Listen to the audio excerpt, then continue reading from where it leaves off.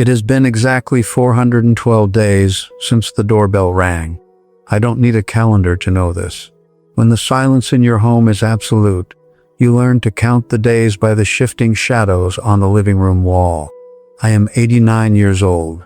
I have a son, David, who is 60, and a daughter, Sarah, who is 57. They live less than 40 miles from here. I know their addresses, I know their phone numbers, but they no longer visit me. They no longer call. If you are watching this, you probably expect an angry old man. You expect a rant about the ungrateful younger generation, about children who abandon their parents when the inheritance is secure and the bodies grow frail. But I am not here to complain. I am here to confess a massive, unforgivable mistake. The terrifying truth is, my children didn't abandon me. They escaped me. And when I finally realized the monster I had been, I did something most parents wouldn't dare to do. For the first 80 years of my life, I lived under a perfectly constructed illusion. As a civil engineer, my entire world was governed by formulas, stress tests, and load-bearing walls. If a structure was sound, it stood. If it was weak, it collapsed. I applied this exact same brutal mathematics to my family. I thought I was the ultimate father because I was the ultimate provider. I gave them a massive 5-bedroom house with a wraparound porch and a sweeping oak banister. I paid for private schools in full. I ensured there was a hot roast on the mahogany dining table every Sunday at precisely 6 p.m. But a house is not a home. A house is just a box made of wood and drywall. I can still smell the sharp scent of my own Old Spice cologne mixed with the ozone of the blueprints I brought home. When I walked through the front door, the temperature in the house would drop. I didn't see it then, but I see it now. The laughter would abruptly stop. The television would be muted. My children would stand a little straighter. I demanded excellence. I demanded clean rooms, perfect grades, and absolute respect. If David struggled with math, I didn't tutor him. I interrogated him. I sat across from him at the kitchen table, tapping my pen against the wood, watching him sweat, watching his small hand tremble as he gripped his pencil. I thought I was forging iron. I thought I was making him strong enough for a cruel world. For decades, I believed that fear was just a byproduct of respect. As they grew up, they came around for the mandatory holidays: Thanksgiving, Christmas, Father's Day. They brought me expensive bottles of scotch and perfectly wrapped ties. They smiled. They asked about my health. I thought everything was perfect. I was the patriarch of a successful family. I was entirely blind to the agonizing truth hidden right in front of my face.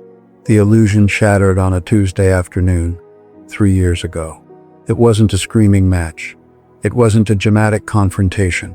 It was something so quiet, so small, you would miss it if you blinked. Sarah, my daughter, had come over to drop off some groceries. She was 54 at the time, a successful architect herself, a mother of 2, a grown, formidable woman. I was sitting in my leather armchair reading the paper. She was making coffee in the kitchen. She brought a cup out to me, walking across the antique Persian rug I had bought in Istanbul back in 1982. It was my prized possession. She tripped on the corner of the rug. Just a slight stumble. The porcelain cup tipped. A splash of dark, scalding coffee hit the intricate roll pattern of a rug. I didn't say a word. I just looked down at the stain, and then I looked up at my daughter. What I saw in her eyes paralyzed me. Sarah, a 54-year-old professional woman, was cowering. Her shoulders were hunched near her ears. Her hands were physically shaking. Her eyes were wide, glassy, and filled with an absolute primal terror. "I'm sorry, Dad," she whispered. Her voice cracked. "I'm so sorry. I'll pay for it. I'll have it professionally cleaned.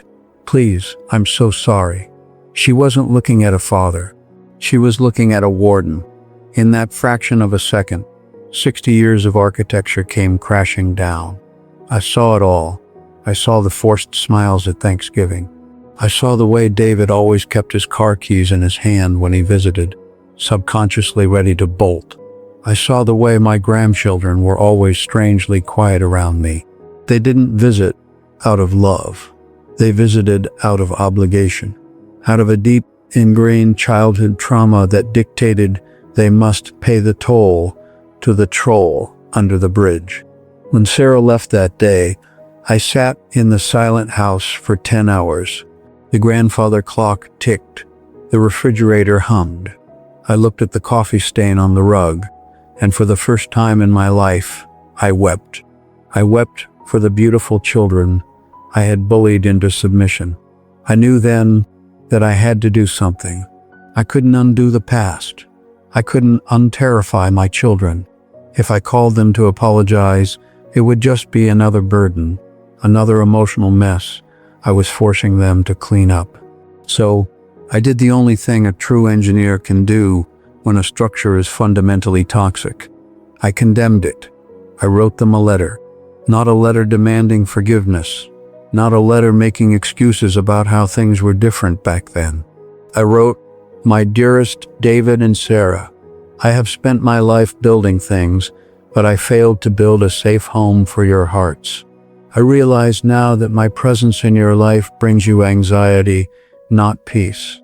A parent's job is to protect their children from monsters, and I am so deeply sorry that I was the monster in your house. You do not owe me your time. You do not owe me your holidays. You are officially released from the obligation of being my children. I love you enough to leave you alone." Then, I sold the massive house with the sweeping oak banister. I sold the mahogany table. I sold the Persian rug.